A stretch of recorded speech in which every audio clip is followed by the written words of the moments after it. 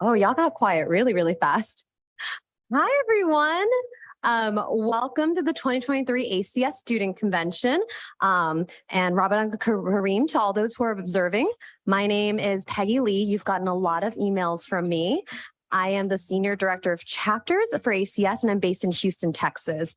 The ACS team is really, really excited to see y'all today. I think you've seen the smiles and the joy and the hugs. It is our 11th annual student convention. It is our first one in person since 2019. I want to introduce the ACS team to y'all. I think most of us are in here. Michelle Hurd, where is she? We can come back to her. Jordan Blisk, are they all outside? There you are. So ACS team, come on in. Actually, that's perfect. I was gonna ask y'all to applaud Michelle anyways, because this is her last few days at ACS. She's been with us for 4+ years. We are so sad to lose her. So if you haven't met Michelle, please do. She's incredible. All right, next person on staff, he's walking up the stairs, is Jordan Blisk. He's based in Denver. We have Robert Williams, who's over here. He's based in Austin. Faith Penzinger, over here, based in Pennsylvania. Jordan Guillen, he is at the front. He can't hear us, but he checked y'all in. He runs the campus account. So if you ever email campus, he's the one who's responding. And so, as you might know, the chapters team, we're the ones who answer your emails. We work with you. We support your chapters. And we also worked to coordinate this conference. We also have a few other folks on staff who are here. So Thea Cohen is right here. She supports our students and lawyers tapping into the ACS network for career advancement and clerkships. She is based in DC. Tonga, Leslie, there you are. He's our Director of Policy and Program for Racial Justice. He's based in New York City. And I know, Maud, you wanted to hide, but I'm going to call you out. She's up top over there, Maud Carroll. She's our Digital Engagement Strategist. She's based out of Chicago. She is going to be handling social media for us during this convention. I'm assuming you want folks to tag us if they post anything. Thank y'all. And then we're also excited to have ACS's Executive Vice President, Zanelle October here. She's right up in front. And she's currently based in Florida. All right, that's the team. As you can tell, we are all over the country. Before we get started with our programming, I want to make a few acknowledgements. Thank you so much to the staff at ASU Law. So including our contact, he's hiding, Austin Pritch. Yes, I got it. Okay. We also have thank you to Dean Stacy Leeds, and thank you to our ACS ASU leaders. So Allison Sluga, there she is. She's the president of the ACS chapter. Freeman Hawley, who is over there. He is our point person for this convention. So thank you to you for all the work that you've done and for the rest of the ACS ASU board, and for all the staff who helped us set up and for put out the snacks and for the reception you're going to have later. So thank you to all the staff for helping us put this together and cleaning up. All right, I have a few more acknowledgements and I swear I will get off this thing. Today is International Transgender Day of Visibility. It takes place each year on March 31st to celebrate trans and non-binary people and raise awareness of discrimination faced by trans people worldwide. ACS stands committed to supporting and uplifting our trans students, lawyers, members, and community. There is an ACS statement out today. You can find it on our social media page. We also want to acknowledge the original inhabitants of this land that we are on.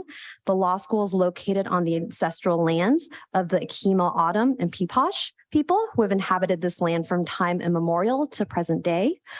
Arizona is also home to 22 tribal nations that comprise 27% of Arizona's total land base. So if you've seen, the landscape here is sacred and it reflects the cultural values central to the tribal nation's way of life and self-definition. We also recognize that convention is taking place during the month of Ramadan, which is a holy month of fasting and prayer for Muslims. There is a quiet location that's available for those observing midday prayers, and that's in room 243, which is up there. There are also to-go boxes available for the reception for folks who are observing if they want to take food that they can eat once they've broken fast. Okay, today is also Caesar Shabbos Day. There's a lot of things going on, which celebrates the birth and legacy of the civil rights and labor movement activist Cesar Chavez. Okay. So now I'm going to do a quick overview of our day. We do have everything on our website. If you Google 2023 ACS Student Convention, schedules there. Everything is on there. Headshots, links to folks' bios are also up there. So we'll start today with a keynote opening remark from Professor Pam Carlin, introduced by our faculty advisor, Josh Sellers. We'll then have 2 networking activities today. So you will be moving around today. The first networking activity will be with students. So we're going to give you some prompts. We want you to get to know each other.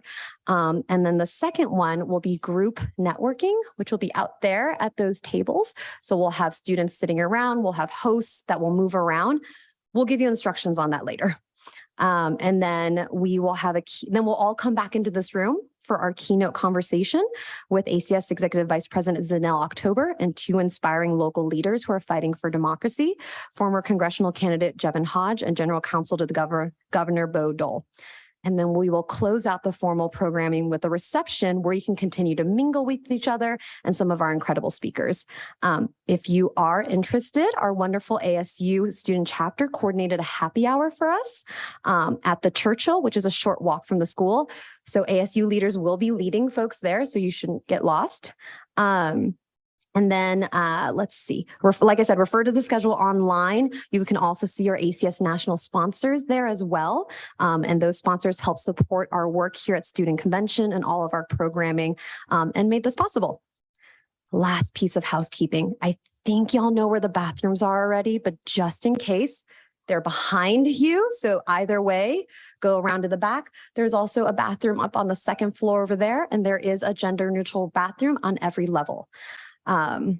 Let's see. All right. So now I'm going to introduce our ASU ACS faculty advisor, Professor Josh Sellers. His principal areas of research and teaching are election law, legislation and regulation, constitutional law, and civil procedure. He's been published a ton, including in the Penn Law Review, NYU Law Review, and Stanford Review. And before he taught, he was a law clerk to Judge Barkett on the U.S. Court of Appeals for the 11th Circuit and a litigation associate at Jenner and Block. The floor is yours.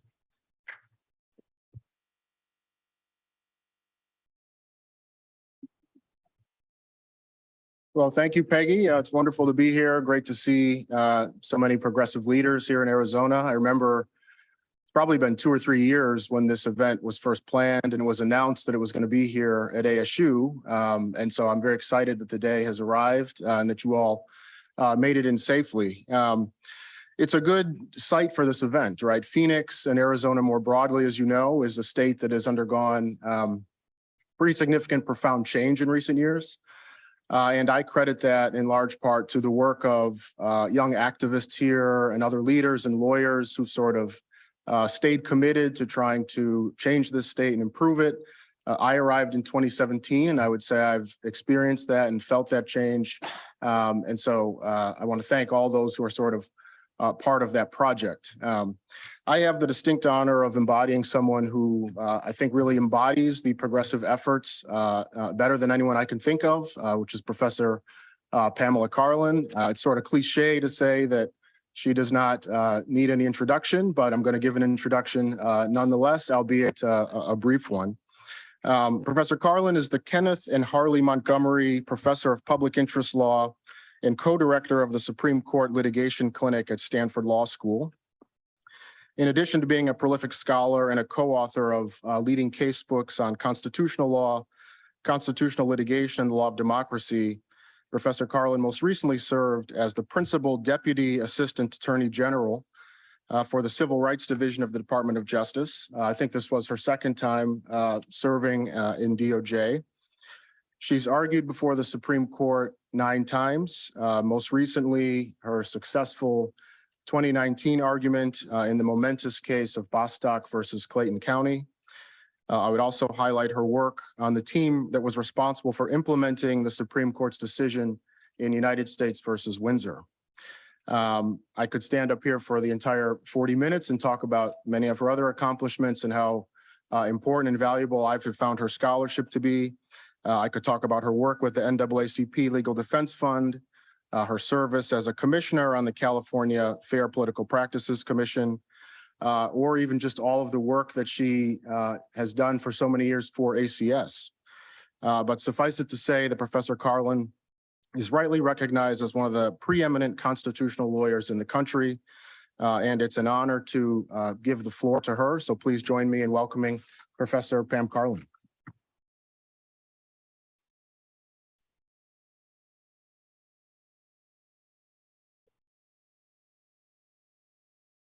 Good afternoon, everyone.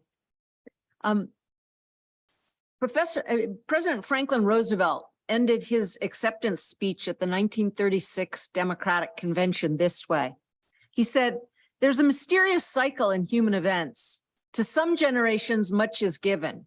Of other generations, much is expected. This generation of Americans has a rendezvous with destiny. In this world of ours and other lands, there are some people who in some times past have lived and fought for freedom and seem to have grown too weary to carry on the fight. They've sold their heritage of freedom for the illusion of living. They have yielded their democracy. I believe in my heart that our only success can stir their ancient hope. They begin to know that here in America, we're waging a great and successful war. It is not alone a war against want and destitution and economic demoralization. We are fighting to save a great and precious form of government for ourselves and the world." This afternoon, I'm going to suggest to you that your generation has a rendezvous with destiny as well, and that you need to join the fight to save democracy.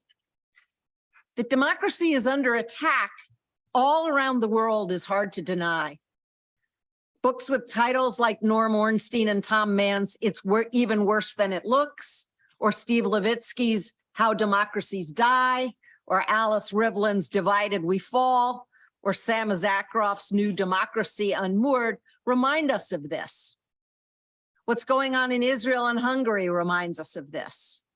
The January 6th attack on the Capitol, the first time in our history that we risked the peaceful transfer of power after an election. The harrowing testimony of what Fulton County election workers Ruby Freeman and Wandrea Moss and Michigan Secretary of State Jocelyn Benson faced for doing their jobs to make sure that elections run smoothly. Or, since we're in Arizona, the Supreme Court's decision in Brnovich against DNC, which perversely suggested that in amending the Voting Rights Act in 1982, Congress somehow meant to leave in place what the Supreme Court called standard practices that at the time denied Black Americans, Latino Americans, and Native American citizens the ability to participate fully and to elect candidates of their choice. So we have to fight back. But to fight what threatens something as precious, if never completely realized as American democracy, to fight it not by retreating back into our comfortable private lives and not unrealistically with blind rage, but to fight it intelligently, that's really what we have to be doing. In the winter of 2021, I took a leave from my job at Stanford, as you just heard, to return to the Civil Rights Division at the Department of Justice as the Principal Deputy Assistant Attorney General. And I should say, for those of you who can't figure this out, that the more words there are in your title, the lower down in the hierarchy you are. So Merrick Garland, Attorney General, 2 words. Pamela Carlin, Principal Deputy Assistant Attorney General for Civil Rights, many words, much lower down. But it truly was the best job of a lifetime for me. I got to work with some of the best voting rights lawyers in the country. So if any of you have that opportunity, a chance to work in the voting section or in the appellate section of the Civil Rights Division, to work there for a summer, to work there as an extern, to work there as an honors program attorney, as a lateral hire, or as a political appointee, you should jump at that chance. I got to work on lawsuits that should make a real difference. I got to work on implementing an executive order on promoting access to voting.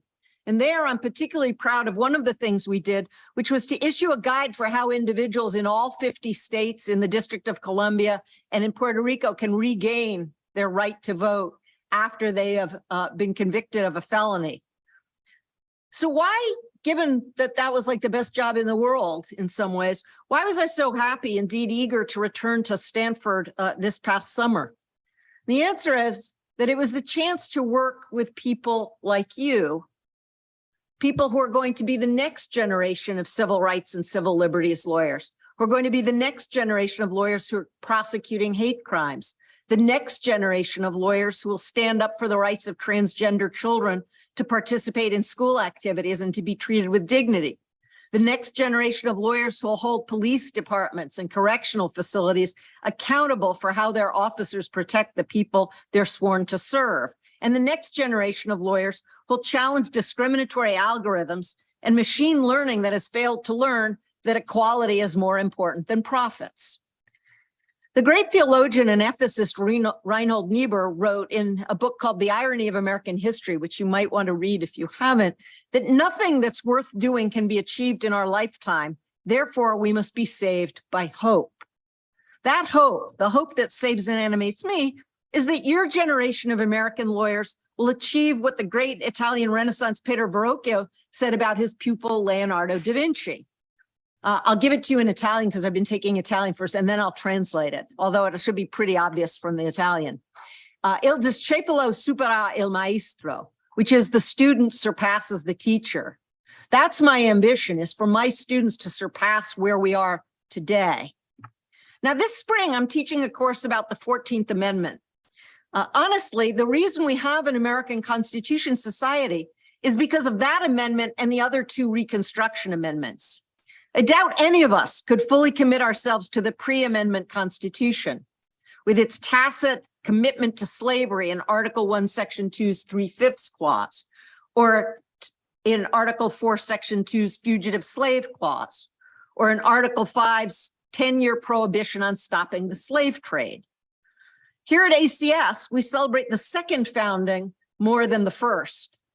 And we celebrate the work of the Joint Committee on Reconstruction of the 39th Congress more than the work of the report of the Committee on Style of the Constitutional Convention. On the bicentennial of the Constitution in 1987, when I was roughly your age, so you can see how old I am now, like really ancient, Thurgood Marshall gave a speech in which he said that he couldn't celebrate what happened in Philadelphia in 1787 because, in his words, the government the framers devised was defective from the start, requiring several amendments, a civil war, and momentous transformation. When contemporary Americans cite the Constitution, he reminded us, they invoke a concept that's vastly different from what the framers barely began to construct 2 centuries ago. And he explained that the true miracle was not the birth of the Constitution, but its life. A life nurtured through 2 turbulent centuries of our own making, and a life embodying much good fortune that was not. We are every bit as much as James Madison or Alexander Hamilton, and every bit as much as Thaddeus Stevens or Charles Sumner, the makers of the Constitution. We also are we the people, and we need to continue the work that was only just begun in 1787 and only just begun in Reconstruction. But as I was excerpting down Justice Marshall's speech for my course, it made me think, here we are in 2023. What struck me in preparing to talk to you today and in gearing up for a class that begins on Monday is how many of the decisions I excerpted, and I should say, even though I've written a lot of case books, that one of the things is I've started trying to make materials free for my students, because the idea of charging people hundreds of dollars to excerpt down stuff that's in the public domain it's iffy. Let's just put it that way. But one of the things that really struck me was how many of the key decisions occurred in years ending in 3. We have some big sesquicentennial, quadradecacentennial, centennial, quinquagenary, bicentennial, which sounds much racier than it is. It just means 20th, and decennial anniversaries this year. And they tell us a lot about where the Constitution was, where it's gone, and what unfulfilled promises you might lay claim to going forward. As Alfred Lord Tennyson said in one of my favorite poems, Ulysses, "Come, my friends, 'tis not too late to seek a newer world." So let's start with 1873 and the Supreme Court's first real encounters with the 14th Amendment and with Reconstruction. Let's start there with the slaughterhouse cases. How many of you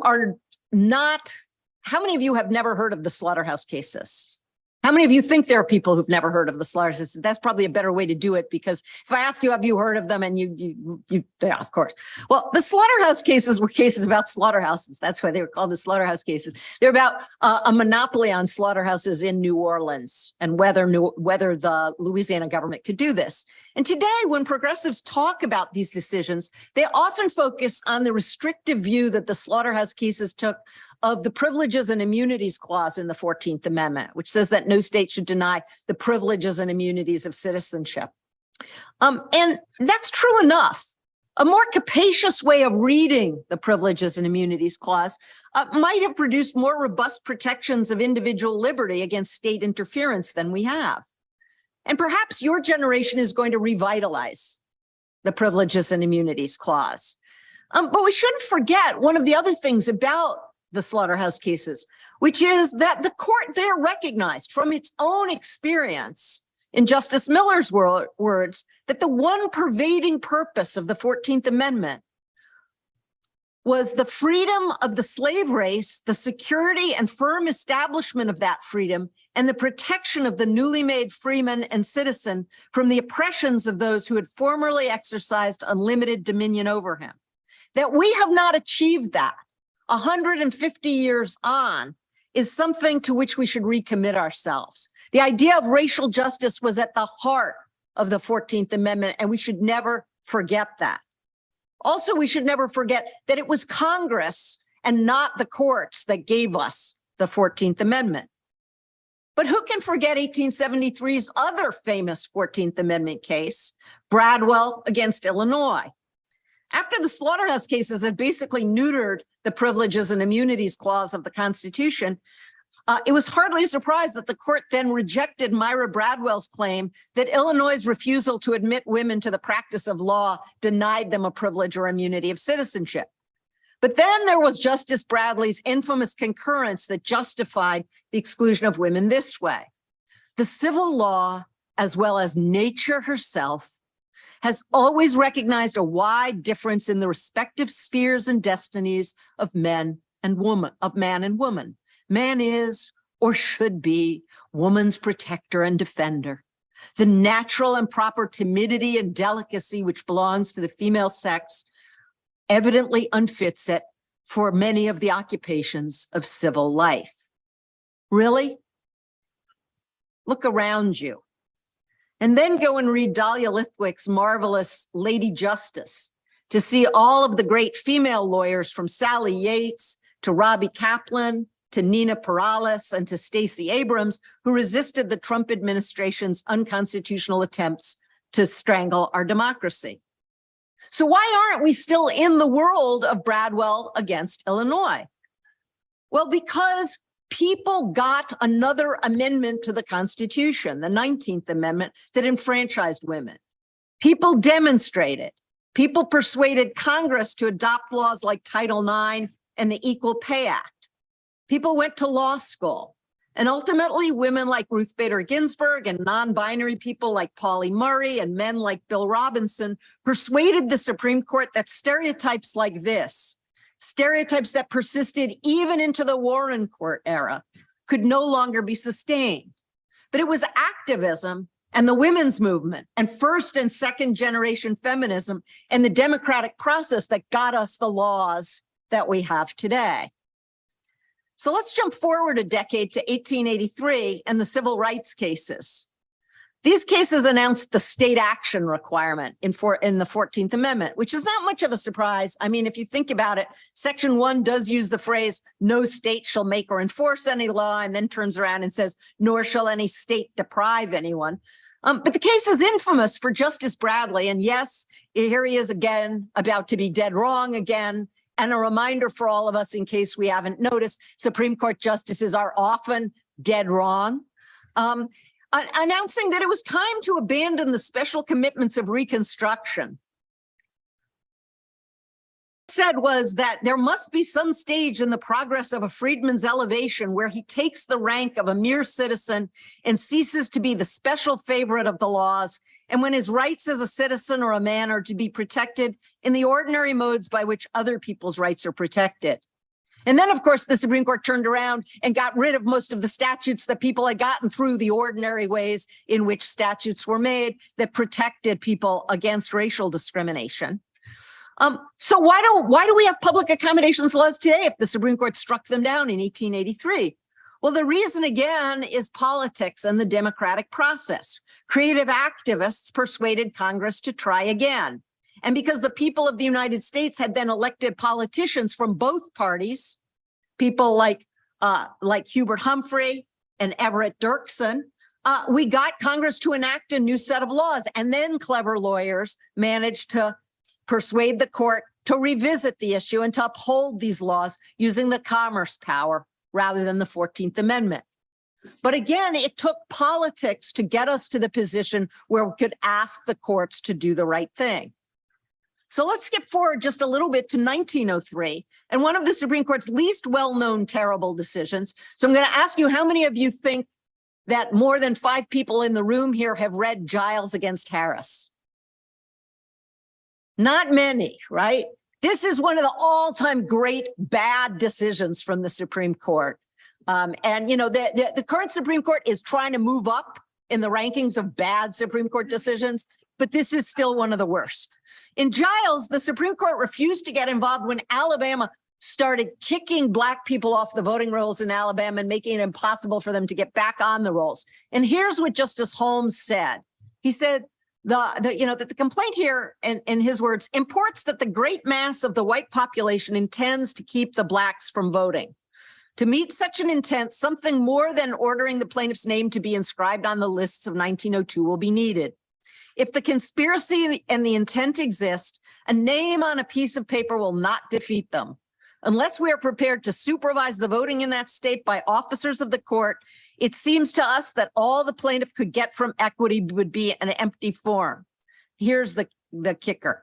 Relief from a great political wrong, if done as alleged by the people of a state and the state itself, must be given by them or by the legislative and political department of the government of the United States.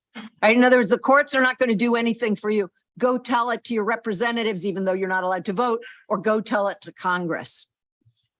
But this is actually a reminder that it took the democratic process and not just courts to realize voting rights in the United States.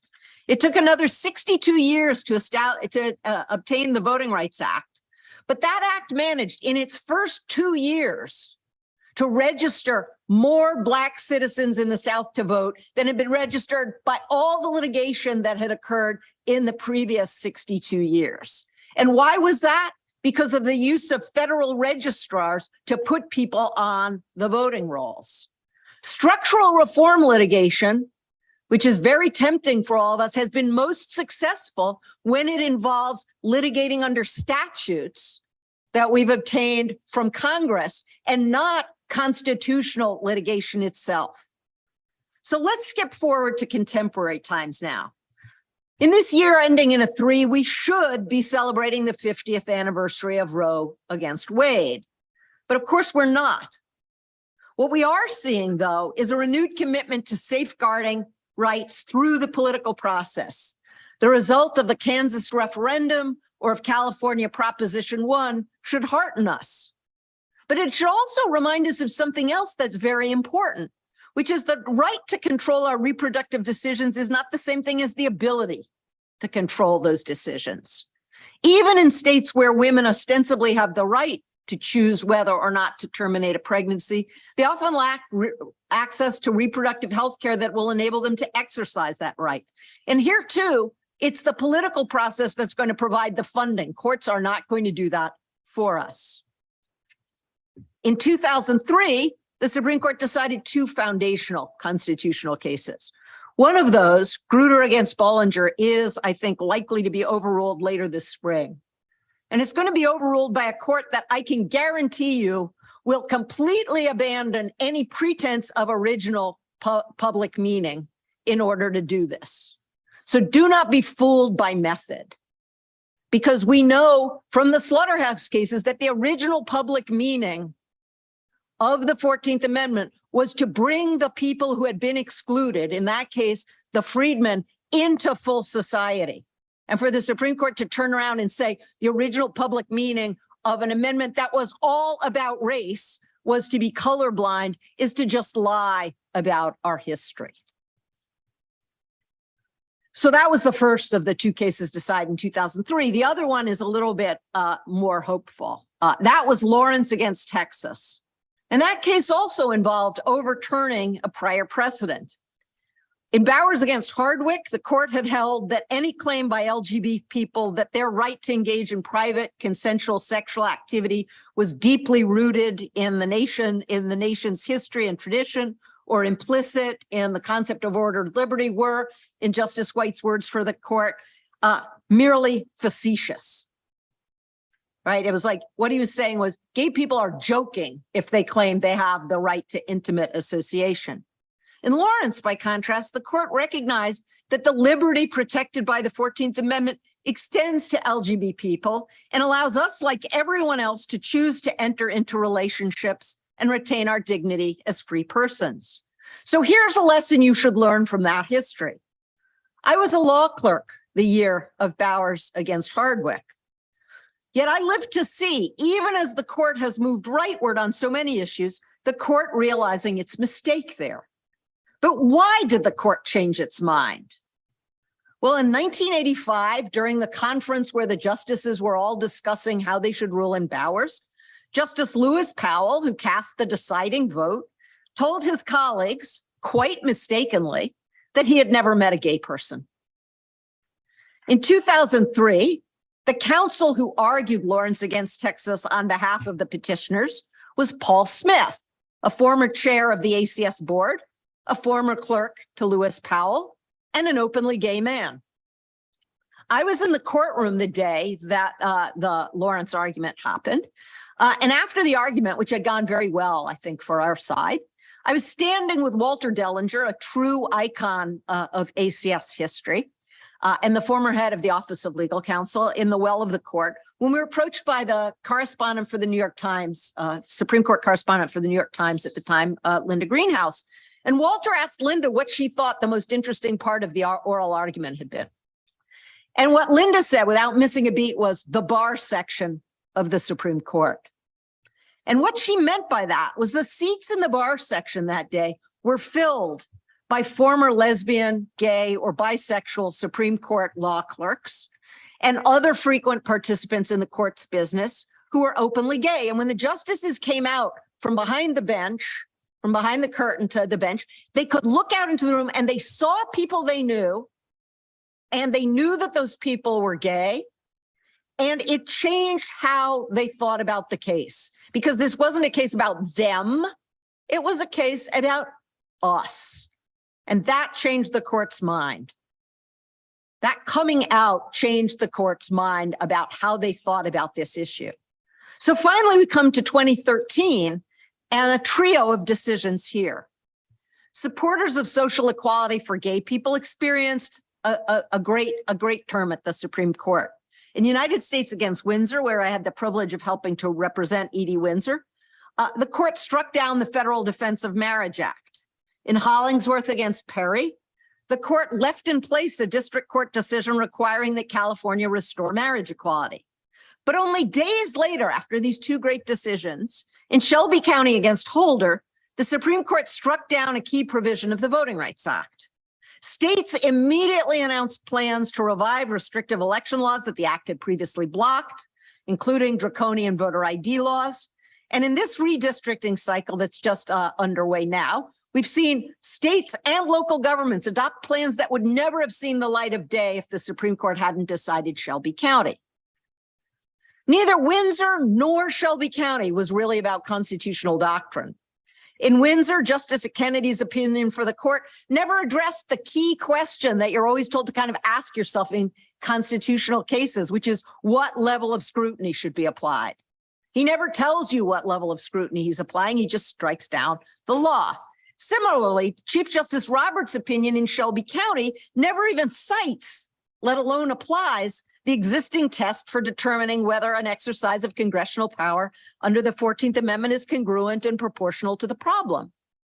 Instead, both the same-sex marriage cases and the voting cases are fundamentally about how constitutional principles interact with social and political conditions.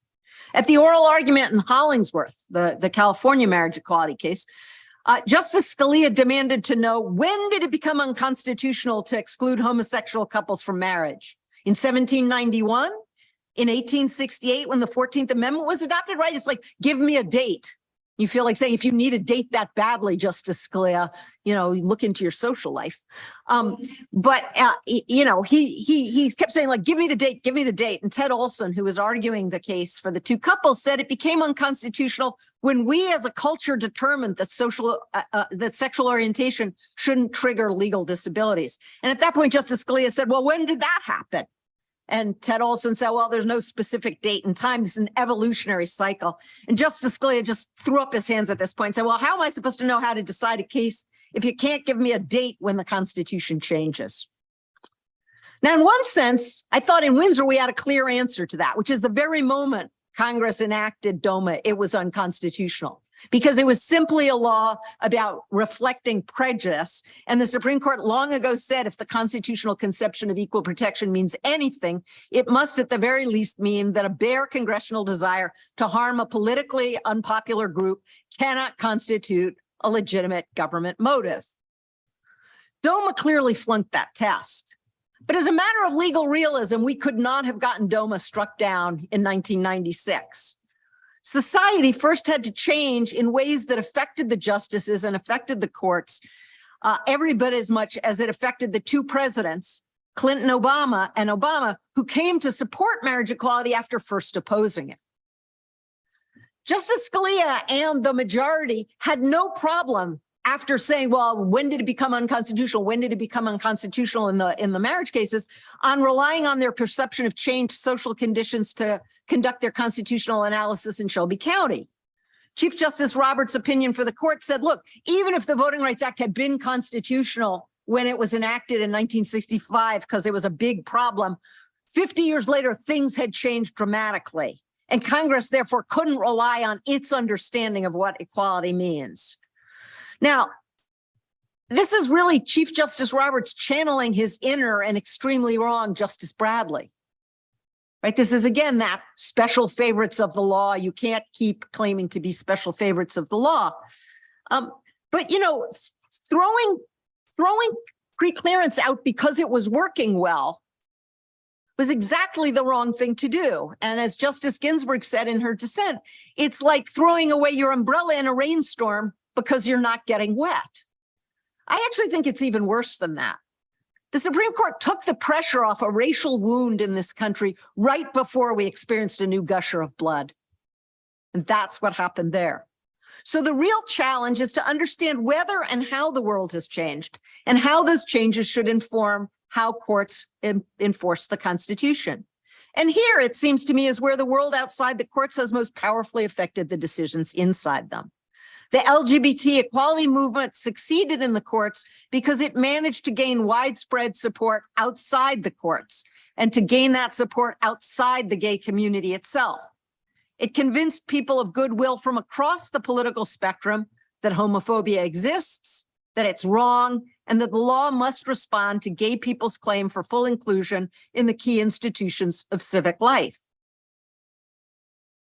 By contrast, the civil rights movement, which once managed to sear the nation's conscience and capture its imagination, has lately been far less successful at building a broad popular consensus in favor of racial and economic justice. Perhaps this is because the problems seem so much less tractable. It's far easier to get states to issue marriage licenses than to create good schools or responsive police departments. Perhaps this is because the distributive justice issues seem so much more zero-sum when we're dealing with some issues than others.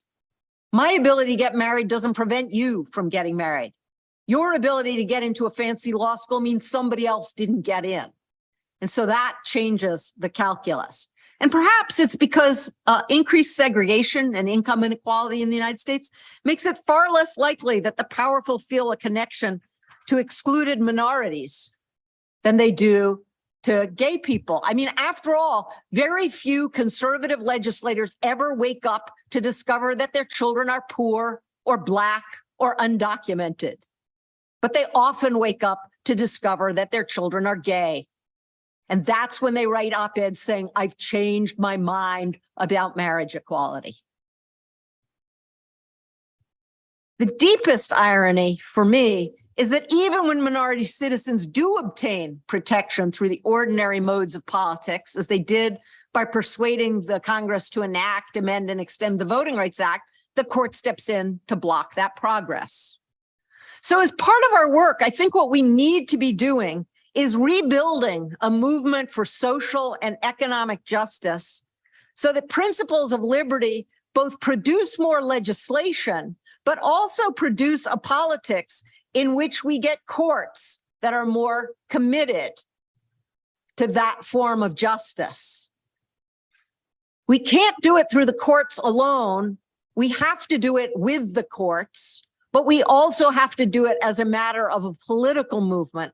And I think that's one of the things that challenges us, because we're so used to thinking just about the doctrine without thinking about building the consensus behind it, that we find ourselves in the moment we find ourselves in here. That being said, though, change is possible. Hope is possible. Democracy is not just possible, but we have seen it done. And it's your job to do that again for the next generation. I know you're up to that challenge, and I look forward to working on it with you. Thank you very much.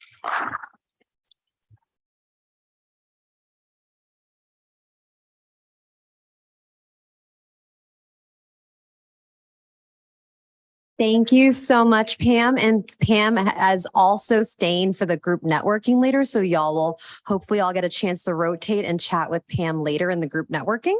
But first, we're going to give y'all a chance. I know I saw y'all chatting outside. We're going to keep on getting you connected with one another. So we are doing a networking activity next so that y'all can get to know each other. I went to the very first student convention in 2013. I was a 3L. It was at Stanford Law. And I still talk to the folks that I met at that first student convention. We'll catch up at the national convention. Like I already saw Jimmy Bierman. Like he liked one of my photos from Instagram and I met him like at the 2013 student convention. You'll meet him there. He's there. But I want y'all to get to know each other. You're going to build lifelong friendships here. These are folks you're going to continue to collaborate and work with throughout your careers. So we want you to get connected now.